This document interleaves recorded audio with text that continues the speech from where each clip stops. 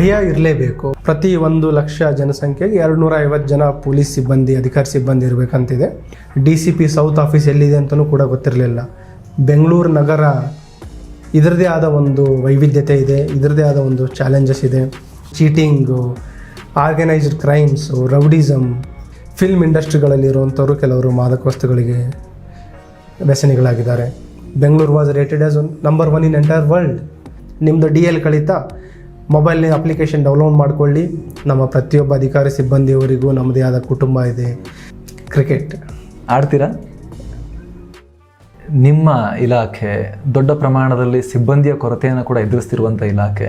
ನಮ್ಮ ದೇಶದ ಪಾಪ್ಯುಲೇಷನ್ಗೆ ಎಷ್ಟಿರಬೇಕು ಗ್ಲೋಬಲ್ ಸ್ಟ್ಯಾಂಡರ್ಡ್ಸಲ್ಲಿ ಅಷ್ಟು ಸಿಬ್ಬಂದಿ ಕೂಡ ನಿಮ್ಮ ತಂಡಗಳಲ್ಲಿ ನಮ್ಮ ವ್ಯವಸ್ಥೆ ಕೊಟ್ಟಿರೋದಿಲ್ಲ. ವಿಪರೀತ ಪ್ರೆಷರ್ ಕೂಡ ಇರುತ್ತೆ ಅನ್ಸುತ್ತಲ್ಲ ಸರ್? ತಾವು ಹೇಳಿದ ನಿಜ. ಈಗ ವಿಶ್ವಸಂಸ್ಥೆ ಪ್ರಕಾರ ಪ್ರತಿ 1,00,000 ಜನಸಂಖ್ಯೆಗೆ 250 ಜನ ಪೊಲೀಸ್ ಸಿಬ್ಬಂದಿ, ಅಧಿಕಾರಿ ಸಿಬ್ಬಂದಿ ಇರಬೇಕಂತಿದೆ. ನಮ್ಮ ದೇಶದ್ದು ನಾವು ಎವರೇಜ್ ತೊಗೊಂಡ್ರೆ 130 ಇದೆ. ಸೊ ರಫ್ಲಿ half of what is ideal. ಅದರಲ್ಲಿ ರಾಜ್ಯದಲ್ಲಿ ಸುಮಾರು ವೇಕೆನ್ಸಿ ಇತ್ತು. ಈಗ ಕಳೆದ 4-5 ವರ್ಷಗಳಿಂದ ಕರ್ನಾಟಕ ರಾಜ್ಯ ಸರ್ಕಾರ ನಿರಂತರವಾಗಿ ರೆಕ್ರೂಟ್ಮೆಂಟ್ಗಳನ್ನು ನಾವು ಮಾಡ್ತಾಯಿದ್ದೀವಿ. ಮೋರ್ ದ್ಯಾನ್ 24,000 ಕಾನ್ಸ್ಟೇಬಲ್ಸ್ ನೇಮಕ ಆಗಿದೆ. ಮೋರ್ ದ್ಯಾನ್ 1,000 PSIs ನೇಮಕ ಆಗಿದೆ. ಈಗಲೂ ಕೂಡ ನಿರಂತರವಾಗಿ ರೆಕ್ರೂಟ್ಮೆಂಟ್ ನಡೀತಾ ಇದೆ. ಇದರಲ್ಲಿ ತಾವು ಗಮನಿಸಬೇಕಾಗಿದ್ದೇನೆಂತಂದರೆ, for constable we are getting application from BE graduates, science graduates, double graduates. For PSIs we are getting students who have done PhD, masters. And ಈಗ ನಮ್ಮ ಏನು ಒಂದು ಹ್ಯೂಮನ್ ರಿಸೋರ್ಸ್ ಕ್ವಾಲಿಟಿ ಇತ್ತೀಚೆಗೆ ಬಂದಿರುವಂಥ ಸಿಬ್ಬಂದಿಯವರು, ಅಧಿಕಾರಿಗಳು ನೋಡಿದ್ರೆ ಇಟ್ ಈಸ್ ರಿಯಲಿ ಟ್ರೆಮೆಂಡಸ್. ಮತ್ತು only hour department is one which is doing regular recruitment now since last 4-5 years. Okay. ಬೆಂಗಳೂರಲ್ಲಿ ನೀವು DCP ಆಗಿ ಚಾರ್ಜ್ ತೆಗೆದುಕೊಂಡ ನಂತರದ ದಿನಗಳು ಹೇಗಿದೆ? ನೀವು ಈ ಹಿಂದೆ ಜಿಲ್ಲೆಗಳಲ್ಲೂ ಕೂಡ ಮಾಡಿದ್ರಿ. ಇಲ್ಲಿಗೆ ಬಂದಾಗ ಏನು ವ್ಯತ್ಯಾಸ ಕಾಣಿಸ್ತು ನಿಮಗೆ? ಸಮಾಜದಲ್ಲಿ ಈಗ ನಿಮ್ಮ ಮುಖ್ಯವಾದ ಕರ್ತವ್ಯನೇ ಸಮಾಜದಲ್ಲಿರುವಂಥ ಅಂಕುಡೊಂಕುಗಳನ್ನು ತಿದ್ದುವಂಥ ಕೆಲಸ ಜಾಸ್ತಿ ಇರುತ್ತೆ. ಸೊ ಈ ಜಿಲ್ಲೆಗಳನ್ನು ನೋಡಿದಾಗ, ನಗರವನ್ನು ನೋಡಿದಾಗ, ಇಲ್ಲಿ ನೋಡಿದಾಗ ಏನು ಡಿಫ್ರೆನ್ಸ್ ಕಾಣಿಸ್ತಾ? ಇಲ್ಲಿನ ಅನುಭವಗಳು ಹೇಗಿದೆ? ನಾನು ರಾಜ್ಯಕ್ಕೆ ಬಂದಾಗ ತುಮಕೂರಲ್ಲಿ ಪ್ರೊಬೇಷನರ್ ಇದ್ದೆ, ಶಿವಮೊಗ್ಗದಲ್ಲಿ ASP ಇದ್ದೆ, ಆಮೇಲೆ SP ಆಗಿ ಗದಗ ಮತ್ತು ಮಂಗಳೂರಲ್ಲಿ ಕೆಲಸ ಮಾಡಿದ್ದೆ. ಮಂಗಳೂರಲ್ಲಿ ಕೆಲಸ ಮಾಡಬೇಕಾದ್ರೆ ನಾನು ಯಾವಾಗಲೂ ನೆನೆಸ್ಕೊಂಡಿರಲಿಲ್ಲ ಬೆಂಗಳೂರಲ್ಲಿ DCP ಆಗಿ ಬರ್ತೀನಂತ. 2016 DCP ಸೌತ್ ಆಗಿ ಆದೇಶ ಬಂತು ಕೈಗೆ. ಅದ್ರ ಮೊದಲು ನಾನು ಬೆಂಗಳೂರಲ್ಲಿ ಮೋರ್ ದ್ಯಾನ್ 13 days ನಾನು ವಾಸನೂ ಮಾಡಿಲ್ಲ. ಬೆಂಗಳೂರು ನಗರದ ಬಗ್ಗೆ ನನಗೆ ಯಾವುದೇ ರೀತಿ ಐಡಿಯಾನೂ ಕೂಡ ಇರಲಿಲ್ಲ. DCP ಸೌತ್ ಆಫೀಸ್ ಎಲ್ಲಿದೆ ಅಂತಲೂ ಕೂಡ ಗೊತ್ತಿರಲಿಲ್ಲ. So I should really thank government for recognising whatever I have done during last previous tenure. ಆವಾಗ ಬೆಂಗಳೂರು ಸೌತ್ 2016 to 2018 ಎಂಡ್ವರೆಗೂ ಅಲ್ಲಿ 2.5 ವರ್ಷ ಅಷ್ಟಿದ್ದೆ. ಇಲ್ಲಿಯ ಪೊಲೀಸಿಂಗ್ ತಾವು ಹೇಳಿದಾಗೆ it is A pure urban policing. ಇಲ್ಲಿರುವ ತೊಂದರೆಗಳು, ಚಾಲೆಂಜಸ್, ಕ್ರೈಮ್ ಡಿಸ್ಟಿಕ್ ಮಟ್ಟದಲ್ಲಿ ಹೋದಾಗ ತುಂಬ ಡಿಫ್ರೆಂಟ್ ಆಗಿರುತ್ತೆ. ಡಿಸ್ಟಿಕ್ ಮಟ್ಟದಲ್ಲಿ ನಾವೇನು ಒಂದು ಎಕ್ಸ್ಪೀರಿಯನ್ಸ್ ಸಿಗುತ್ತೆ, ಅಲ್ಲಿ 2 to 3 years ಎಕ್ಸ್ಪೀರಿಯನ್ಸ್ ಇಲ್ಲಿ ನಮಗೆ ಒಂದೇ ವರ್ಷದಲ್ಲಿ ಸಿಗುವಂಥಷ್ಟು ಪ್ರಕರಣಗಳು ಸಿಗುತ್ತೆ. ನಾನಾ ರೀತಿಯ ಪ್ರಕರಣಗಳು ಸಿಗುತ್ತೆ. ಮಾದಕ ವಸ್ತುಗಳ ಜಾಲ, ಸೈಬರ್ ಅಪರಾಧಗಳ ಒಂದು ಪ್ರಕರಣಗಳು, ಬೇರೆ ಬೇರೆ ನಾನಾ ರೀತಿಯ ಒಂದು ಚೀಟಿಂಗು, ಆರ್ಗನೈಸ್ಡ್ ಕ್ರೈಮ್ಸು, ರೌಡಿಸಮ್, ಎಲ್ಲ ರೀತಿಯ ಒಂದು ಅನುಭವ ಇಲ್ಲಿ ನಮಗೆ ನೋಡಲಿಕ್ಕೆ, ಅದ್ರ ಮೇಲೆ ಕಡಿವಾಣ ಹಾಕಲಿಕ್ಕೆ ಒಂದು ಅವಕಾಶ ಸಿಗುತ್ತೆ. ಆರ್ಗನೈಸ್ಡ್ ಕ್ರೈಮ್ ಅಂದ ತಕ್ಷಣ ಕೇಳೋಣ ಅಂತ ಅಂದ್ಕೊಂಡೆ ನಾನು. ಒಂದು ಕಾಲದಲ್ಲಿ ಅಂಡರ್ವರ್ಲ್ಡ್ ಅನ್ನೋದು ಬಹಳ ಸುದ್ದಿ ಆಗ್ತಿತ್ತು. ಈಗ ಭಯೋತ್ಪಾದನೆ ಜಾಸ್ತಿ ಸುದ್ದಿ ಆಗುತ್ತೆ. ಇವಾಗಲೂ ಕೂಡ ಅಂಡರ್ವರ್ಲ್ಡ್ ಅನ್ನೋ ಒಂದು ವರ್ಡ್ ಬೆಂಗಳೂರಲ್ಲಿ ಇದೆಯಾ? ಇದ್ದರೂ ಕೂಡ ಅವರು ಹೇಗೆ ಕಂಡು ಕೂಡ ತಪ್ಸ್ಕೊಂಡು ಹೋಗ್ತಾ ಇರ್ತಾರಲ್ಲ, ಅದು ಹೇಗೆ ಅಂತ ನಾನು ವೈಯಕ್ತಿಕವಾಗಿ ಕಂಡಿದ್ದು. ಈಗ ತಾವೆಲ್ಲ ರೌಡಿಸಮ್ ಅಂತ ಹೇಳ್ತೀರಿ, ಇತ್ತೀಚೆಗೆ ಮಾಧ್ಯಮದಲ್ಲಿ ಪದೇ ಪದೇ ಆಗ್ತಾರೆ ಹೆಚ್ಚುತ್ತಿರುವ ರೌಡಿಸಮ್ ಹಾಗೆ ಹೀಗೆ ಅಂತ. But I personally feel we are exaggerating what is the ground reality. ಯಾವುದೇ ರೀತಿಯ ಒಂದು ಕಳೆದ ನಾನು 3-4 ವರ್ಷದಿಂದ ನೋಡ್ತಾ ಇದ್ದೀನಿ, ಯಾವುದೇ ರೀತಿ ಆರ್ಗನೈಸ್ಡ್ ರೌಡಿಸಮ್ ಓಪನ್ ಆಗಿ ಚಾಲೆಂಜ್ ಮಾಡುವಂಥದ್ದು, ಓಪನ್ ಆಗಿ ಎಕ್ಸ್ಟಾರ್ಷನ್ ಮಾಡುವಂಥದ್ದು ಯಾವುದೇ ರೀತಿ ಆ ರೀತಿ ಇಲ್ಲ. ಆ್ಯಂಡ್ ನೀವು ಹೇಳಿದಾಗ ಅಂಡರ್ ವರ್ಲ್ಡ್ ಬಗ್ಗೆ ಈಗೆಲ್ಲ ತಮ್ಗೆ ಗೊತ್ತಿದೆ. ಸುಮಾರು ಕರ್ನಾಟಕ ರಾಜ್ಯ ಪೊಲೀಸ್ನಿಂದ ಭೂಗತ ಪಾತಕಿಗಳು ಯಾರಿದ್ದರು ಕೆಲವರನ್ನು ಈಗಾಗಲೇ ನಾವು ಎಕ್ಸ್ಟ್ರಾಡಿಷನ್ ಮಾಡ್ಕೊಂಡು ಕರೆದು ತಂದಾಗಿದೆ. ಅವ್ರ ಮೇಲೆ ಈಗಾಗಲೇ ನ್ಯಾಯಾಲಯದಲ್ಲಿ ಪ್ರಕರಣಗಳು ವಿಚಾರಣೆ ಹಂತದಲ್ಲಿದ್ದಾವೆ. ಕ್ರಮೇಣವಾಗಿ ಅದು ತುಂಬ ಕಡಿಮೆ ಹಂತಕ್ಕೆ ಹೋಗಿದೆ ಅಂತ ಹೇಳಲಿಕ್ಕೆ ಇಷ್ಟಪಡ್ತಾ ಇದ್ದೀನಿ. ನಿಮ್ಮ ಪ್ರಕಾರ ಪೊಲೀಸ್ ಇಲಾಖೆಯ ಮೂಲಕ ಕಾನೂನು ಪರಿಪಾಲನೆ ಆಗೋದೇ, ಅದನ್ನು ಜಾರಿ ಮಾಡೋದೇ ಅವರ ಮುಖ್ಯವಾದ ಡ್ಯೂಟಿ. ಅದು ಎಕ್ಸ್ಪೆಕ್ಟೆಡ್ ಪ್ರಮಾಣದಲ್ಲೇ ನಿಷ್ಪಕ್ಷಪಾತವಾಗಿ ಪರಿಣಾಮಕಾರಿಯಾಗಿ ಆಗ್ತಾಯಿದೆ ಅಂತ ಅನಿಸುತ್ತೆ ನಿಮಗೆ? ನಿಮ್ಮ ಒಂದು ಪ್ರೊಫೆಷನ್ಗಿರುವಂಥ ಮೇಜರ್ ಚಾಲೆಂಜ್ ಏನು? Number of factors decide. ಈಗ ಯಾವ ಕಾಂಟೆಕ್ಸ್ಟಲ್ಲಿ ನಾವು ಮಾತಾಡ್ತಾ ಇದ್ದೀವಿ ಅನ್ನೋದು ಇಂಪಾರ್ಟೆಂಟ್. ಈಗ ಉದಾಹರಣೆಗೆ ಕೋವಿಡ್ ಮೊದಲನೇ ಅಲೆ ಬಂತು, ಎರಡನೇ ಅಲೆ ಬಂತು, ಪೊಲೀಸ್ಗೆ ಹೆಚ್ಚಿನ ಜವಾಬ್ದಾರಿ ಬಂತು. ಈ ಒಂದು ಕೋವಿಡ್ ಅಪ್ರಾಪ್ರಿಯೇಟ್ ಬಿಹೇವಿಯರ್ ಎನ್ಫೋರ್ಸ್ಮೆಂಟ್, ಹೌದು, ನೀವು ಯಾವ ಹಂತಕ್ಕೆ ಎನ್ಫೋರ್ಸ್ಮೆಂಟ್ ಮಾಡಲಿಕ್ಕಾಗುತ್ತೆ? ಈಗ ನಮ್ಮ ಕೆಲವು ಪ್ರದೇಶಗಳಲ್ಲಿ ಅವರಿಗೆ ದಿನಕ್ಕೆ 300 ರೂಪಾಯಿ ಅಥವಾ 500 ರೂಪಾಯಿನೂ ಕೂಡ ಅವರಿಗೆ ಅರ್ನಿಂಗ್ ಇರಲ್ಲ. ಸೊ ಅವ್ರ ಮೇಲೆ ನಾವು ಪ್ರಕರಣ ದಾಖಲು ಮಾಡಿಕೊಂಡಾಗ ಅವರಿಗೆ ಅವ್ರದ್ದು ಒಂದು ದಿನದ ಒಂದು ದುಡಿತವನ್ನು ಕಿತ್ಕೊಂಡಂಗೆ ಆಗುತ್ತೆ. ಆ ಸಂದರ್ಭದಲ್ಲಿ ನಾವೇ ಅವರಿಗೆ ಮಾಸ್ಕ್ ಡಿಸ್ಟ್ರಿಬ್ಯೂಟ್ ಮಾಡ್ತೀವಿ. ಇದು ಒಂದು ಏನಂದರೆ ಹ್ಯೂಮನ್ ಆ್ಯಂಗಲ್ ಆಫ್ ಎನ್ಫೋರ್ಸ್ಮೆಂಟ್ ಹೇಳ್ತಾ ಇದ್ದೀವಿ. ನಮಗೆ ನಮ್ಮ ಏನು ಒಂದು ಕಾನೂನು ನಡಿ ಚೌಕಟ್ಟಿನಲ್ಲಿ ಏನು ಒಂದು ಅವಕಾಶ ಇದೆ ಅದನ್ನು ನಾವು ಶಕ್ತಿ ಮೀರಿ ಪ್ರಯತ್ನ ಮಾಡ್ತಾ ಇದ್ದೀವಿ. ಬೆಂಗಳೂರು ನಗರ ಇದರದೇ ಆದ ಒಂದು ವೈವಿಧ್ಯತೆ ಇದೆ, ಇದರದೇ ಆದ ಒಂದು ಚಾಲೆಂಜಸ್ ಇದೆ.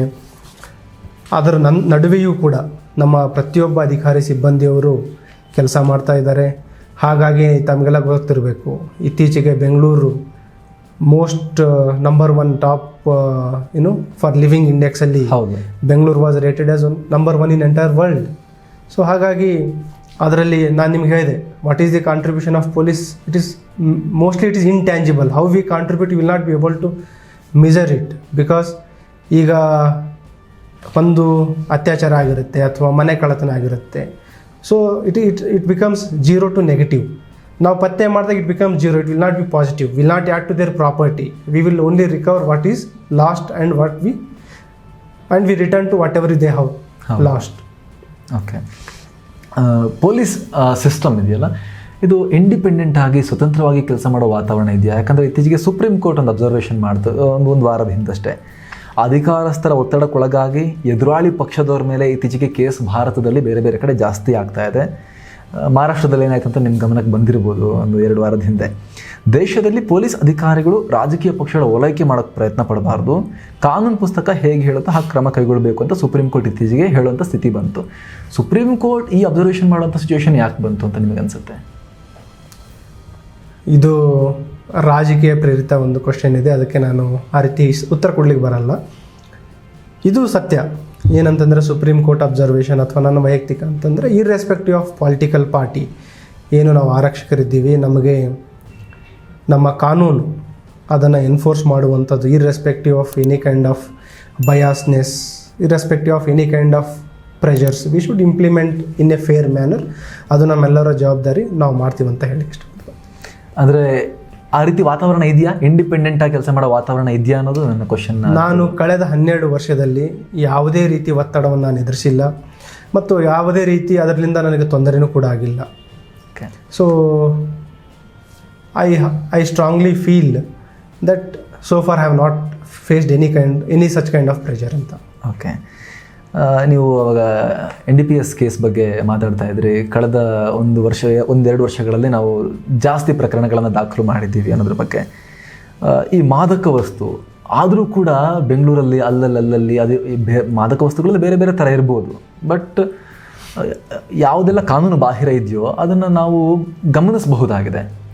ಬೆಂಗಳೂರಿನ ಯಾವುದೇ ಗಲ್ಲಿಲಿ ಹೋದರೆ ಸಂಜೆ ಅಷ್ಟೊತ್ತಿಗೆ ಚಿಕ್ಕ ವಯಸ್ಸಿನ ಮಕ್ಕಳು, ಮುಂದೆ ದೇಶದ ಭವಿಷ್ಯ ಅಂತ ಕರೆಸ್ಕೊಳ್ಳುವಂಥ ಸಣ್ಣ ವಯಸ್ಸಿನವರೆಲ್ಲ ನಶೆ ಮಾಡ್ತಾ ಕೂತ್ಕೊಂಡಿರ್ತಾರೆ. ಅದು ಬೇರೆ ಬೇರೆ ಮೆಟೀರಿಯಲ್ ಆಗಿರ್ಬೋದು. ಅದು ಇದಕ್ಕೆ ಸಂಬಂಧಪಟ್ಟ ಹಾಗೆ ನಿಮ್ಮ ಅಭಿಪ್ರಾಯ ಏನು? ಅವರಿಗೆ ಒಬ್ಬ ವ್ಯಕ್ತಿಯಾಗಿ ಒಬ್ಬ ಹಾನೆಸ್ಟ್ ಪರ್ಸನ್ ಆಗಿ ನೀವು ಏನು ಸಜೆಷನ್ ಕೊಡೋಕ್ಕೆ ಬಯಸ್ತೀರಾ? ಆ ರೀತಿ ದಾಸ್ಯಕ್ಕೆ, ಮಾದಕ ವಸ್ತುಗಳ ದಾಸ್ಯಕ್ಕೆ ಒಳಗಾಗ್ತಿರೋರಿಗೆ ಇದು ಪರ್ಸ್ನಲ್ ಆಗಿ ನಿಮಗೆ ಕೇಳ್ತಿರುವಂಥದ್ದು, ಏನು ಅವ್ರಿಗೇನು ನೀವು ಕರೆ ಕೊಡ್ತೀರಾ ಅಂತ. ಹಾಗೆ ಒಬ್ಬ ಪೊಲೀಸ್ ಅಧಿಕಾರಿಯಾಗಿ ಇದನ್ನು ಹ್ಯಾಂಡಲ್ ಮಾಡಬೇಕಾದ್ರೆ ಏನೆಲ್ಲ ಸವಾಲುಗಳು ನಿಮಗೆ ಎದುರಾಗುತ್ತೆ ಅಂತ. ಈಗ ತಾವು ಹೇಳಿದ್ದು ನಿಜ, ಈ ಮಾದಕ ವಸ್ತುಗಳಿಗೆ ಸುಮಾರು ಯುವಕರು ಅದಕ್ಕೆ ಬಲಿಯಾಗ್ತಾ ಇದ್ದಾರೆ. ಸಿಂಥೆಟಿಕ್ ಅಥವಾ ನಾನ್ ಸಿಂಥೆಟಿಕ್ ಅಂತ. ನಾನ್ ಸಿಂಥೆಟಿಕ್ ಅಂದರೆ ನಮ್ಮದು ಗಾಂಜಾ ಅಥವಾ ಕ್ಯಾನಬಿಸ್ ಏನಂತೀವಿ. Synthetically LSD, MDMA, heroin, cocaine, brown sugar, ನಾನಾ ರೀತಿಯ ಒಂದು ಮಾದಕ ವಸ್ತುಗಳಿದ್ದಾವೆ. ಯಾರು ಈ ಸ್ಲಮ್ಮಲ್ಲಿದ್ದಾರೆ, ಲೇಬರ್ ಕ್ಲಾಸ್, ಈವನ್ ಕೂಲಿ ಮಾಡುವಂಥವ್ರು, ಅಪರಾಧಗಳಲ್ಲಿ ಕೆಲವರು ಭಾಗಿಯಾಗುವಂಥವ್ರು, ಬಾಲ ಅಪರಾಧಿಗಳು, ಸುಮಾರು ಜನ ಈ ಗಾಂಜಾವನ್ನು ಸೇವನೆ ಮಾಡ್ತಾ ಇದ್ದಾರೆ. ಇನ್ನು ಯಾರು ಫೈನಾನ್ಷಿಯಲಿ ಸ್ಟ್ರಾಂಗ್ ಇದ್ದಾರೆ, ಎಜುಕೇಟೆಡ್ ಇದ್ದಾರೆ, IT ವೃತ್ತಿಯಲ್ಲಿ ಕೆಲಸ ಮಾಡ್ತಾ ಇದ್ದಾರೆ, ಸಿಂಥೆಟಿಕ್ ಡ್ರೆಸ್ಗಳಿಗೆ ಮಾರು ಹೋಗಿದ್ದಾರೆ. ಫಿಲ್ಮ್ ಇಂಡಸ್ಟ್ರಿಗಳಲ್ಲಿರುವಂಥವ್ರು ಕೆಲವರು ಮಾದಕ ವಸ್ತುಗಳಿಗೆ ವ್ಯಸನಿಗಳಾಗಿದ್ದಾರೆ, ಎಸ್ಪೆಷಲಿ ಸಿಂಥೆಟಿಕ್ ಡ್ರಗ್ಸ್. ನಾವು ಮೊದಲು ಪೆಡ್ಲರ್ಸ್ಗಳನ್ನು ಟಾರ್ಗೆಟ್ ಮಾಡ್ತಾ ಇದ್ದೀವಿ. ಯಾರು ಇದನ್ನು ಸರಬರಾಜು ಮಾಡ್ತಾರೆ ಅವ್ರ ಮೇಲೆ ನಾವು ಕ್ರಮ ಕೈಗೊಳ್ತಾ ಇದ್ದೀವಿ. ಈಗ ಕಳೆದ ಒಂದೂವರೆ ವರ್ಷದಿಂದ ನಾವು ಯಾರು ಕನ್ಸ್ಯೂಮ್ ಮಾಡ್ತಾರೆ ಅವ್ರ ಮೇಲೂ ಕೂಡ ಕ್ರಮ ಕೈಗೊಳ್ತಾ ಇದ್ದೀವಿ. ಕನ್ಸ್ಯೂಮರ್ ಅದನ್ನು ಕೂಡ ಅಪರಾಧ ಇದೆ. NDPS ಕಾಯ್ದೆ ಅಡಿಯಲ್ಲಿ ಈ ಮಾದಕ ವಸ್ತುಗಳ ಸೇವನೆ ಕೂಡ ಅಪರಾಧ ಇದೆ. ಹಾಗಾಗಿ ಅವ್ರ ಮೇಲೂ ಕೂಡ ನಾವು ಮೆಡಿಕಲ್ ಟೆಸ್ಟ್ ಮಾಡಿಸ್ತೀವಿ. ಒಂದು ವೇಳೆ ಪಾಸಿಟಿವ್ ಬಂದರೆ ಅವ್ರ ಮೇಲೂ ಕೂಡ ಪ್ರಕರಣ ದಾಖಲು ಮಾಡ್ತಾ ಇದ್ದೀವಿ. ಅವರಿಗೆ ಎಲ್ಲಿಂದ ಬಂತು ಅನ್ನೋದನ್ನು ಪರಿಶೀಲನೆ ಮಾಡಿ ಯಾರು ಸರಬರಾಜು ಮಾಡಿದ್ದಾರೆ ಅವ್ರ ಮೇಲೂ ಕ್ರಮ ಕೈಗೊಳ್ತಾ ಇದ್ದೀವಿ. ಇದರಲ್ಲಿ ತುಂಬ ಒಂದು ವಿಪರ್ಯಾಸ ಅನ್ಬೋದು ಅಥವಾ ತುಂಬ ವಿಷಾದನೀಯ ಅನ್ಬೋದು. ಈಗ ನಾವು ಯಾರು ಮೊಬೈಲ್ ಸ್ನ್ಯಾಚ್ ಮಾಡ್ತಾರೆ, ಕೆಲವು ಅಪರಾಧಿಗಳನ್ನು ನಾವು ಹಿಡಿದಾಗ 100 ಅಪರಾಧಿಗಳಲ್ಲಿ ಒಂದು 30 to 40% ಬಾಲ ಅಪರಾಧಿಗಳಿದ್ದಾರೆ, ಲೆಸ್ ದ್ಯಾನ್ 18 years. ಮತ್ತು ಅದರಲ್ಲಿ ಸುಮಾರು ಜನ ಈ ಮಾದಕ ವಸ್ತುಗಳ ವ್ಯಸನಿಗಳು ಕೂಡ ಇದ್ದಾರೆ. ಯಾವಾಗ ನಾವು ಅವ್ರ ಫ್ಯಾಮಿಲಿ ಮೆಂಬರ್ಸಿಗೆ ಕರೆಸಿ ಕೇಳಿದಾಗ ಈ ಯುವಕರು 2 ದಿನ 3 ದಿನ ಅವ್ರ ಮನೆಗಳಿಗೆ ಹೋಗಲ್ಲ. ಫ್ಯಾಮಿಲಿ ಮೆಂಬರ್ಸ್ ನೆಗ್ಲಿಜೆನ್ಸ್ ತುಂಬ ಇದೆ. ಇವರನ್ನು ನಾವು ಸರಿ ದಾರಿಗೆ ತರಲಿಕ್ಕೆ, ಇವರನ್ನು ಒಳ್ಳೆಯ ಒಂದು ತಿದ್ದುಕೊಂಡು ಒಳ್ಳೆಯ ಒಂದು ಬಾಳ್ವೆ ಮಾಡಲಿಕ್ಕೆ ಆರಕ್ಷಕ ಇಲಾಖೆಯಿಂದ ಮಾತ್ರ ಅಲ್ಲ, ಸಮಾಜದಲ್ಲಿರುವ ಪ್ರತಿಯೊಬ್ಬರದು ಜವಾಬ್ದಾರಿ. ಈ ಶಿಕ್ಷಣ ಸಂಸ್ಥೆಗಳ ಸುತ್ತಮುತ್ತ ಏನಾದರೂ ಇಂಥ ಒಂದು ಚಟುವಟಿಕೆ ಇದ್ದರೆ ಪೊಲೀಸ್ ಗಮನಕ್ಕೆ ತರಬೇಕು. ಪೇರೆಂಟ್ಸ್, ಬ್ರದರ್ಸ್, ಸಿಸ್ಟರ್ಸ್ ಇವರ ಮೇಲೆ ಒಂದು ನಿಗಾ ಇಡಬೇಕು. ಆವಾಗ ಮಾತ್ರ ನಾವು ಕಂಡು ಹಿಡ್ಲಿಕ್ಕೆ ಸಾಧ್ಯ ಆಗುತ್ತೆ.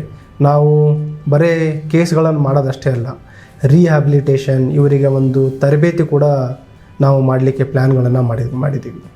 ಓಕೆ. ಲೈಫಲ್ಲಿ ಸಕ್ಸಸ್ ಸಿಗಬೇಕು ಅಂದರೆ ಯಾವೆಲ್ಲ ಅಭ್ಯಾಸ ಇರಲೇಬೇಕು, ಇದ್ರೆ ಸಾಧ್ಯತೆ ಇದೆ? ಅಭ್ಯಾಸ ಅಂತ ಹೇಳಿದ್ರೆ ಇಟ್ ಕ್ಯಾನ್ ಬಿ ಎನಿಥಿಂಗ್. ಯಾವ ಅಭ್ಯಾಸಗಳು ಇರಲೇಬಾರ್ದು? For me I feel discipline, time sense, dedication and consistency. ನಾನು ಈಗ ಈ ಕನ್ಸಿಸ್ಟೆನ್ಸಿ ಯಾಕೆ ಹೇಳ್ತಾ ಇದ್ದೀನಿ ಅಥವಾ ಡೆಡಿಕೇಶನ್ ಯಾಕೆ ಹೇಳ್ತಾ ಇದ್ದೀನಿ, ಟೈಮ್ ಡಿಸಿಪ್ಲಿನ್ ಯಾಕೆ ಹೇಳ್ತಾ ಇದ್ದೀನಿ ಅಂತಂದರೆ, this life we live only once. Each day whatever we spend we don't get again. It may be in any walk of our life. ನಾವು ಪೊಲೀಸ್ ಇದ್ದೀವಿ ಅಥವಾ ಜರ್ನಲಿಸಮಲ್ಲಿದ್ದೀವಿ, whatever way of walk, we don't live this day again.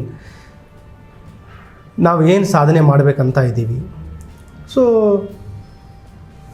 ಆ ಒಂದು ಗುರಿಯತ್ತ, ಆ ಕನಸತ್ರ ನಾವು ಸಾಗಬೇಕಂತಂದರೆ ನಾವು ಶಿಸ್ತಿನಿಂದ ಒಂದು ಪ್ರಯತ್ನ ಮಾಡಿದರೆ ಮಾತ್ರ ಸಾಧ್ಯ. In my life I have realised if we try anything with true heart, whole world will conspire to get us that. ಇದು ನನ್ನ ಜೀವನದಲ್ಲಿ ಸುಮಾರು 2-3 ಸಲ ಒಂದು ಅನುಭವ ಆಗಿದೆ. ಸೊ ಅಷ್ಟೇ ಹೇಳೋದು, ನೀವು ಏನು ಪ್ರಯತ್ನ ಮಾಡಬೇಕಂತ ಇದ್ದೀರಿ, ಒಂದು ಮನಸ್ಪೂರ್ವಕವಾಗಿ ಒಂದು ಪ್ರಯತ್ನ ಮಾಡಿ, ಶಿಸ್ತಿನಿಂದ ಪ್ರಯತ್ನ ಮಾಡಿ, ಸ್ಮಾರ್ಟಾಗಿ ಪ್ರಯತ್ನ ಮಾಡಿ, ಖಂಡಿತ ಯಶಸ್ಸು ನಿಮಗೆ ಸಿಕ್ಕೇ ಸಿಗುತ್ತೆ ಅಂತ ಹೇಳಿ ಇಷ್ಟಪಡ್ತೀನಿ. ಓಕೆ. ಇನ್ನು ಈ ಪೊಲೀಸ್ ವ್ಯವಸ್ಥೆ ಅಂತ ಬಂದಾಗ, ನಾನು ಆರಂಭದಲ್ಲಿ ಲೀಡ್ ಕೊಡಬೇಕಾದ್ರೆ ಹೇಳಿದೆ, ಎಷ್ಟು ಸಲ ನಾವು ಅಂದ್ಕೊಳ್ತಾ ಇರ್ತೀವಿ ಏನಾದರೂ ಉತ್ತಮ ಕೇಸ್ಗಳು, ದೊಡ್ಡ ತುಂಬ ಸೆನ್ಸೇಷನ್ ಕೇಸ್ಗಳು ಅದನ್ನು ಹ್ಯಾಂಡಲ್ ಮಾಡಿದಾಗ ನಮ್ಮ ಪೊಲೀಸರು ನೋಡಿ ಅಂತ ನಾವು ಸೋಷಿಯಲ್ ಮೀಡಿಯಾದಲ್ಲೆಲ್ಲ ಡಿಸ್ಕಷನ್ ನೋಡ್ತಿರ್ತೀವಿ, ಕರ್ನಾಟಕ ಪೊಲೀಸ್ ಹಾಗೆ ಅಂಥೇಳಿ. ಇನ್ನೂ ಎಷ್ಟೋ ಸಂದರ್ಭಗಳಲ್ಲಿ ಇನ್ನೊಂದು ಥರ ಟ್ರೆಂಡು ಕೂಡ ಕಾಣಿಸ್ತಿರುತ್ತೆ ಆಗಾಗ. ಅಯ್ಯೋ ಪೊಲೀಸರು ಸವಾಸನ ಅಯ್ಯಪ್ಪ ಅಂತ ಹೆದರೋದು ಕೂಡ ನಾವು ನೋಡ್ತಾ ಇರ್ತೀವಿ. ಯಾಕೆ ಇದು ಎರಡೂ ಥರದ್ದು ಕಾಣುತ್ತಲ್ಲ ಯಾಕೆ ಅಂತ ನನಗೆ ಕೇಳಿದ್ರೆ ಎರಡೂ ಅವಶ್ಯಕತೆ.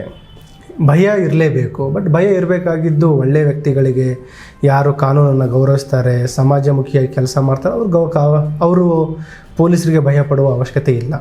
ಭಯ ಪಡಬೇಕಾಗಿದ್ದು ಯಾರು ಕಾನೂನನ್ನು ವೈಲೇಟ್ ಮಾಡ್ತಾರೆ, ಅಪರಾಧಗಳಲ್ಲಿ ಭಾಗಿಯಾಗ್ತಾರೆ, ಅವ್ರ ಮೇಲೆ ಪೊಲೀಸರ ಒಂದು ಭಯ ಬೇಕೇ ಬೇಕು. ಪೊಲೀಸ್ ಸುಮ್ಮನೆ ಬಿಡಲ್ಲ, ಒಂದು ನಿರ್ದಾಕ್ಷಿಣ್ಯ ಕ್ರಮ ಕೈಗೊಳ್ತಾರೆ ಅನ್ನೋ ಒಂದು ಭಯ ಬೇಕು. ಅದರ ಜೊತೆಗೆ ತಾವು ಹೇಳಿದಿರಿ, visibility of police is very high irrespective of our rank. ನಾವು ಕಾನ್ಸ್ಟೇಬಲ್ ಇದ್ದಾರೆ, ಹೆಡ್ ಕಾನ್ಸ್ಟೇಬಲ್ ಇದ್ದಾರೆ, ASI ಇದ್ದಾರೆ, SP ಇದ್ದಾರೆ, ಕಮಿಷನರ್ ಇದ್ದಾರೆ, what ever may be the rank, IPS officer ಇದ್ದಾರೆ. ಪ್ರತಿಯೊಬ್ಬರು ನಾವು ಹಾಕೋದಕ್ಕೆ ಹಾಕಿನೇ ನಮ್ಮ ನಡತೆ, ಪ್ರತಿಯೊಬ್ಬರ ನಡತೆ ಒಂದು ಆರಕ್ಷಕ ಇಲಾಖೆ ಮೇಲಿರೋ ಒಂದು ಅಭಿಪ್ರಾಯವನ್ನು ಬಿಲ್ಡ್ ಮಾಡ್ತಾ ಹೋಗುತ್ತೆ. ತಲಾಂತರಗಳಿಂದ ಈ ಬ್ರಿಟಿಷ್ ಕಾಲದಿಂದ ಆರಕ್ಷಕ ಇಲಾಖೆಯ ಬಗ್ಗೆ ಒಂದು ಅದರದೇ ಆದ ಒಂದು ಪೊಲೀಸ್ ಇಮೇಜ್ ಇದೆ. ಸುಮಾರು ಸಲ ಹಿಯರ್ಸೆ ಒಪಿನಿಯನ್ ಅಂತೀವಿ. ಹಿಯರ್ಸೆ ಅಂತಂದರೆ ನೀವು ಪೊಲೀಸ್ ಸ್ಟೇಷನ್ ಹೋಗೇ ಇರಲ್ಲ, ಆದರೂ ಪೊಲೀಸ್ ಬಗ್ಗೆ ಒಂದು ಭಯ ಇರುತ್ತೆ, ಪೊಲೀಸ್ ಬಗ್ಗೆ ಒಂದು ನೆಗೆಟಿವ್ ಒಪಿನಿಯನ್ ಇರುತ್ತೆ. ನೀವು ಆರಕ್ಷಕ ಇಲಾಖೆಯಲ್ಲಿ, ಅದರಲ್ಲಿ ಕರ್ನಾಟಕದಲ್ಲಿ ಬೆಂಗಳೂರು ನಗರದಲ್ಲಿ ನಮ್ಮ ರಾಜ್ಯ ಪೊಲೀಸ್ ಏನು ಬದಲಾವಣೆ ತಂದಿದ್ದಾರೆ ಅಂತ ನಾವು ನೋಡಿಕೊಂಡ್ರೆ ಸುಮಾರು ರಾಜ್ಯಗಳಿಗಿಂತ ನಾವು ಮುಂಚೂಣಿಯಲ್ಲಿದ್ದೀವಿ. ಬೆಂಗಳೂರು ನಗರದ್ದು ತಾವು ಕೆಲವು ಇನಿಷಿಯೇಟಿವ್ಸ್ ನೋಡ್ಬೋದು. ಡಯಲ್ 100 ಅಂತ ಇತ್ತು. ನಾವು ಆರಂಭದಲ್ಲಿ ಸ್ಟಾರ್ಟ್ ಮಾಡಿದ್ದು we will pick your call in 15 second, we will reach you in 15 minutes ಅಂತ. ಮೊದಲು ಹೇಳ್ತಿದ್ರು ನಾವು 100 ಕಾಲ್ ಮಾಡ್ತಾ ಇದ್ದೀವಿ, ಯಾರು ಫೋನೇ ಎತ್ತಲ್ಲ ಅಂತ. So we are having that 100. ಈಗ ಅದನ್ನು 112 ಅಂತ ಮಾಡಿದ್ದೀವಿ, ಎಮರ್ಜೆನ್ಸಿ ರೆಸ್ಪಾನ್ಸ್ ಸಿಸ್ಟಮ್. ನೀವು 15 ಸೆಕೆಂಡಲ್ಲಿ ನಾವು ಕಮಿಟ್ಮೆಂಟ್ ಕೊಟ್ಟಿದ್ದೀವಿ, but hour average time is ನಾವು 3 second. We said we will reach in 15 minutes, but our present response time is 9 minutes, and we will bring down it to 7 to 5 minutes. ಈಗ ನಿರಂತರವಾಗಿ 272 Hoysala vehicles ಕೆಲಸ ಮಾಡ್ತಾ ಇದೆ. ಅದೇ ರೀತಿ ಈ ಲಾಸ್ಟ್ ಆ್ಯಂಡ್ ಫೌಂಡ್, ಮೊದಲು ಹೇಳ್ತಾ ಇದ್ರು ಒಂದು ಡಾಕ್ಯುಮೆಂಟ್ ಕಳ್ಕೊಂಡೆ, ಸ್ಟೇಷನ್ ಹೋಗಬೇಕು, ಅಲ್ಲಿ ಯಾರೂ ನಮಗೆ ರೆಸ್ಪಾಂಡ್ ಕೊಡಲ್ಲ. ನೀವು ಸ್ಟೇಷನಿಗೆ ಬರಬೇಡಿ, ನಿಮ್ಮದು DL ಕಳೀತಾ ಮೊಬೈಲ್ನ ಅಪ್ಲಿಕೇಶನ್ ಡೌನ್ಲೋಡ್ ಮಾಡ್ಕೊಳ್ಳಿ, ನಿಮ್ಮದು ಡೀಟೇಲ್ಸ್ ಸಬ್ಮಿಟ್ ಮಾಡಿ, you get digitally signed acknowledgement, endorsement. ಅದನ್ನು ತೆಗೆದುಕೊಂಡು ನೀವು ಮತ್ತೊಂದು ಡಾಕ್ಯುಮೆಂಟ್ ಪಡೆದುಕೊಳ್ಬೋದು. ಅದೇ ರೀತಿ ಸುರಕ್ಷಾ ಆ್ಯಪ್ ಅಂತಿದೆ ಮಹಿಳೆಯರ ಸುರಕ್ಷತೆಗಾಗಿ. ಇತ್ತೀಚೆಗೆ ಪ್ರೆಸೆಂಟ್ ನಮ್ಮ ಮಾನ್ಯ ಪೊಲೀಸ್ ಆಯುಕ್ತರು ಶ್ರೀ ಕಮಲ್ ಪಂತ್ ಸಾಹೇಬರು CIR ಅಂತ ಮಾಡಿದ್ದಾರೆ. ತಮಗೆಲ್ಲ ಗುರ್ತಿದೆ, ಮೋರ್ ದ್ಯಾನ್ 10,000 ಎವರೇಜ್ ಆಗಿ ಸೈಬರ್ ಪ್ರಕರಣಗಳು ವರದಿ ಆಗ್ತಾ ಇದ್ದಾವೆ ಬೆಂಗಳೂರು ನಗರದಲ್ಲಿ. ಗೋಲ್ಡನ್ ಅವರ್ ಅಂತ, ಈ ಆಕ್ಸಿಡೆಂಟ್ಗಳಲ್ಲಿ ಯಾವ ರೀತಿ ಗೋಲ್ಡನ್ ಅವರ್ ಕಾನ್ಸೆಪ್ಟ್ ಇದೆ, ಗಾಯ ಆದವರಿಗೆ ಆಸ್ಪತ್ರೆಗೆ ಸಾಗಿಸಬೇಕು, ಅವ್ರ ಜೀವ ಉಳಿಸಬೇಕು. ಅದೇ ರೀತಿ ಸೈಬರ್ ಅಪರಾಧದಲ್ಲಿ ಕೂಡ ಗೋಲ್ಡನ್ ಅವರ್ ಅಂತ ನಾವು ಮಾಡ್ಕೊಂಡಿದ್ದೀವಿ. ಇದರಲ್ಲಿ ನಿಮಗೆ ಸ್ಟೇಷನ್ಗೆ ಹೋಗೋ ಅವಶ್ಯಕತೆ ಇಲ್ಲ. ಒಂದು ವೇಳೆ ನಿಮ್ಮ ಹಣ ಕಳ್ಕೊಂಡಿದ್ರೆ 112 ಕಾಲ್ ಮಾಡಿ, ನಿಮ್ಮ ಏನು ಹಣ ಕಳ್ಕೊಂಡಿದ್ರೆ ನಿಮ್ಮ ಡೀಟೇಲ್ಸ್ ಶೇರ್ ಮಾಡಿದರೆ ಇಮಿಡಿಯೇಟ್ ನಾವು ಸಂಬಂಧಪಟ್ಟ ಬ್ಯಾಂಕ್ಗಳಿಗೆ ಕರೆಸ್ಪಾಂಡೆನ್ಸ್ ಮಾಡಿ ನಾವು ಆ ಹಣವನ್ನು ಫರ್ದರ್ ಅವರು ವಿಡ್ರಾ ಮಾಡೋದ ರೀತಿ ಫ್ರೀಸ್ ಮಾಡ್ತೀವಿ. ಇದರಿಂದ ಈಗಾಗಲೇ ಮೋರ್ ದೆನ್ 5,700 ಪೀಪಲ್ ಬೆನಿಫಿಟ್ ಪಡ್ಕೊಂಡಿದ್ದಾರೆ. ಮೋರ್ ದೆನ್ 55 crore ನಾವು ಜನರಿಗಾಗುವ ಒಂದು ನಷ್ಟವನ್ನು ಉಳಿಸಿದ್ದೀವಿ. ಓಕೆ, ಈ ಸಮಾಜದಲ್ಲಿ ಅಪರಾಧ ನಡೆಯುತ್ತೆ ಅಂದರೆ ಸಮಾಜದಿಂದನೇ ಬರ್ತಿರೋದು, ಬೇರೆ ಎಲ್ಲಿಂದನೂ ಬರ್ತಾ ಇಲ್ಲ, ನಮ್ಮ ಸೊಸೈಟಿಲೇ ಉತ್ಪತ್ತಿ ಆಗ್ತಾ ಇದೆ ಈ ಅಪರಾಧಗಳು. ಈ ಕಾನೂನು ಪಾಲನೆ ವಿಚಾರದಲ್ಲಿ ಸಮಾಜದಲ್ಲಿ ಸುವ್ಯವಸ್ಥೆ ಕಾಪಾಡೋ ನಿಟ್ಟಿನಲ್ಲಿ ಪೊಲೀಸ್ ಇಲಾಖೆ ಜವಾಬ್ದಾರಿ ಜೊತೆಗೇ ಸಮಾಜದ ಜವಾಬ್ದಾರಿ ಎಷ್ಟಿದೆ, ಮನೆ ಮನೆಯಲ್ಲೂ ಇರುವಂಥ ಜನರ ಜವಾಬ್ದಾರಿ ಎಷ್ಟಿದೆ? ನಾನು 50% ಆರ್ ಮೋರ್ ದೆನ್ 50%. ತಾವು ಹೇಳಿದ್ರಿ ಈಗ ಪೊಲೀಸ್ ಪಾಪ್ಯುಲೇಷನ್ ರೇಷಿಯೋ ಏನಿದೆ, ಸಮಾಜದಲ್ಲಿರುವಂಥ ತೊಂದರೆಗಳೆಷ್ಟಿದೆ, ದಿನನಿತ್ಯ ಹೊಸ ಚಾಲೆಂಜ್ ಬರುತ್ತೆ. ಪ್ರತಿಯೊಂದಕ್ಕೂ ಆರಕ್ಷಕರನ್ನು ನಾವು ಬಳಸಲಿಕ್ಕೆ ಯೋಚನೆ ಮಾಡ್ತೀವಿ. ಯಾವುದೇ ರೀತಿಯ ಒಂದು ಹೊಸ ಒಂದು ತೊಂದರೆ ಬಂದರೆ ಆರಕ್ಷಕರನ್ನು ಅಲ್ಲಿ ಎನ್ಫೋರ್ಸ್ಮೆಂಟಿಗೆ ಬಳಸುವಂಥದ್ದು, ಶಾಂತಿ ಸುವ್ಯವಸ್ಥೆಯನ್ನು ಕಾಪಾಡಲಿಕ್ಕೆ, ಹೊಸ ಬಗೆಯ ಅಪರಾಧಗಳು ಬಂದಾಗ ಅದನ್ನು ಸದ್ಯ ಬಡಲಿಕ್ಕೆ ನಾವು ಆರಕ್ಷಕರ ಮೇಲೆ ನಂಬ್ತಿದ್ದೀವಿ. ಸಮಾಜದ ಒಂದು ಪಾತ್ರ ತುಂಬ ಪ್ರಮುಖವಾಗಿದೆ. ಸಿಂಪಲ್ಲಾಗಿ ಹೇಳಬೇಕಂದ್ರೆ ಈಗ ವಿದೇಶಿ ಪ್ರಜೆಗಳು ಇಲ್ಲಿ ಬೆಂಗಳೂರಲ್ಲಿ ಅಥವಾ ಬೇರೆ ಬೇರೆ ಭಾಗದಲ್ಲಿ ವಾಸ ಮಾಡ್ತಾರೆ. ಅವರು ಅಧಿಕೃತವಾದ ಒಂದು ಡಾಕ್ಯುಮೆಂಟ್ಸ್ಲಿಂದ ಇದ್ದಾರಾ ಇಲ್ಲ ಅನ್ನೋದು, ಯಾರು ಅವರಿಗೆ ಬಾಡಿಗೆ ಮನೆ ಕೊಡ್ತಾರೋ ಅವ್ರದ್ದು ಒಂದು ಮಿನಿಮಮ್ ರೆಸ್ಪಾನ್ಸಿಬಿಲಿಟಿ. ಒಂದು ವೇಳೆ ಅವರು ಯಾವುದೇ ರೀತಿ ಅಧಿಕೃತವಾದ ದಾಖಲಾತಿಗಳಿಲ್ಲದೆ ವಾಸ ಮಾಡ್ತಾ ಇದ್ದರೆ ಅವ್ರ ಬಗ್ಗೆ ಪೊಲೀಸರಿಗೆ ಮಾಹಿತಿ ನೀಡುವಂಥದ್ದು ಕೂಡ ಅವರ ಒಂದು ಜವಾಬ್ದಾರಿ. ಒಂದು ವೇಳೆ ಅವರು ಅದು ಮಾಡುವಲ್ಲಿ ವಿಫಲರಾದರೆ, ಏನು ಇವರು ವಿದೇಶಿ ಪ್ರಜೆಗಳಿದ್ದಾರೆ, ಸುಮಾರು ಜನ ಈಗ ತಾವೆಲ್ಲ ನೋಡ್ತಾ ಇದ್ದೀರಿ ಅಪರಾಧಗಳಲ್ಲಿ ಭಾಗಿಯಾಗ್ತಾ ಇದ್ದಾರೆ, ಸಿಂಥೆಟಿಕ್ ಡ್ರೆಸ್ಗಳಲ್ಲಿ ಅಂಥ ಕೇಸ್ಗಳಲ್ಲಿ ಅವರು ಇನ್ವಾಲ್ವ್ ಆಗ್ತಾ ಇದ್ದಾರೆ. ಆ ಆರೋಪಿಗಳನ್ನು ನಾವು ಪರಿಶೀಲನೆ ಮಾಡಿ ಯಾವ ಮನೆ ಓನರ್ ಅಂತ ಕಂಡುಹಿಡಿದಾಗ ಆ ಮನೆ ಓನರ್ ಅವರಿಗೆ ಯಾವುದೇ ರೀತಿಯ ಒಂದು ಜವಾಬ್ದಾರಿಯಿಂದ ಅವರು ನಡ್ಕೊಂಡಿರಲ್ಲ, ಅವ್ರ ಮೇಲೇನೂ ಕೂಡ ನಾವು ಈಗ ಕ್ರಮ ಕೈಗೊಳ್ತಾ ಇದ್ದೀವಿ. ಒಂದು ಸಿಂಪಲ್ ಎಕ್ಸಾಂಪಲ್ ಹೇಳ್ತಾ ಇದ್ದೀನಿ. ಅದೇ ರೀತಿ ಈಗ ನಾನು ಹೇಳಿದೆ ನಿಮಗೆ, ಅಪರಾಧಗಳಲ್ಲಿ ಭಾಗಿಯಾಗುವವರು ಪ್ರತಿಯೊಬ್ಬರಿಗೆ ಅವ್ರದ್ದೇ ಆದ ಒಂದು ಕುಟುಂಬ ಇದೆ. ಅಪರಾಧದಲ್ಲಿ ಭಾಗಿಯಾದಾಗ ಅವರನ್ನು ತಿದ್ದಲಿಕ್ಕೆ ಏನು ಅವರು ಕ್ರಮಗಳನ್ನು ಕೈಗೊಳ್ಳಬೇಕು, ಅಪರಾಧದಲ್ಲಿ ಭಾಗಿಯಾದ ತಕ್ಷಣ ಕರ್ಕೊಂಡು ಬಂದು ಲಾಯರ್ ಅವರಿಗೆ ಕರ್ಕೊಂಡು ಅವರಿಗೆ ಬೇಲ್ ಮಾಡಿಸೋದು ಅಷ್ಟೇ ಅಲ್ಲ, ಆ ಅಪರಾಧದಲ್ಲಿ ಮತ್ತೆ ಮರುಕಳಿಸದಂತೆ ಅವನಿಗೆ ಬಾಳ್ವೆ ಮಾಡಲಿಕ್ಕೆ ಅವನಿಗೆ ಆಲ್ಟರ್ನೇಟ್ ಲೈಫ್ ಕೊಡಲಿಕ್ಕೆ ಅವರು ಯೋಚನೆ ಮಾಡಬೇಕು ಅಂತ. ಜೊತೆಗೆ ಯಾವುದಾದ್ರೂ ಒಂದು ದೊಡ್ಡ ಸೆನ್ಸೇಷನಲ್ ಕೇಸ್ಗಳಾದಾಗ ಎರಡು ರೀತಿ ಅಭಿಪ್ರಾಯ ಯಾವಾಗಲೂ ಕೂಡ ಬರುತ್ತೆ. ಒಂದು, ಪೊಲೀಸರು ಏನು ಮಾಡ್ತಾಯಿದ್ರು, ಅದು ಏನೇ ಆಗಿರಲಿ, ಯಾವ ಕಾರಣಕ್ಕೆ ಆಗಿರಲಿ, ಆ ಕ್ವಶನ್ ಬರುತ್ತೆ. ಪೊಲೀಸರು ಏನು ಮಾಡ್ತಿದ್ರು, ಎಲ್ಲಿದ್ದಾರೆ ಕಮಿಷನರು, ಎಲ್ಲಿದ್ದಾರೆ ಗೃಹ ಮಂತ್ರಿ ಅನ್ನೋದು ಬರುತ್ತೆ.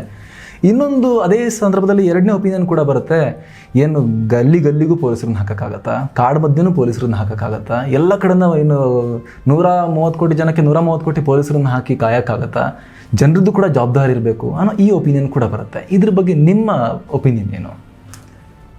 ನಾನು ಒಂದೇ ಮನವಿ ಮಾಡ್ಕೊಳ್ಳೋದೇನಂತಂದರೆ, ಪೊಲೀಸ್ ಅಲ್ಲಿರುವಂಥವ್ರು ನಾವು ಯಾರೂ ಹೊರಗಡೆಯಿಂದಿಲ್ಲ.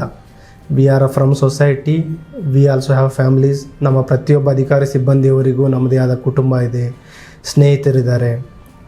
ಈ ಸಮಾಜದಿಂದಲೇ ನಾವು ಯೂನಿಫಾರ್ಮ್ ಹಾಕ್ಕೊಳ್ಳಿಕ್ಕೆ ಬಂದಿರೋದು.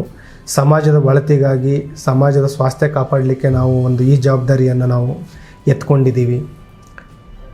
ಯಾವಾಗ ಈ ರೀತಿಯ ಒಂದು ಚಾಲೆಂಜ್ ಬರುತ್ತೆ, ನಮ್ಮನ್ನು ಹುರಿದುಂಬಿಸಿ ನಾವು ತಪ್ಪು ಮಾಡಿದಾಗ ಸರಿ ಮಾಡಿ, ಪ್ರತಿ ಸಲ ಒಂದು ಅನುಮಾನಾಸ್ಪದವಾಗಿ ನೋಡಬೇಡಿ.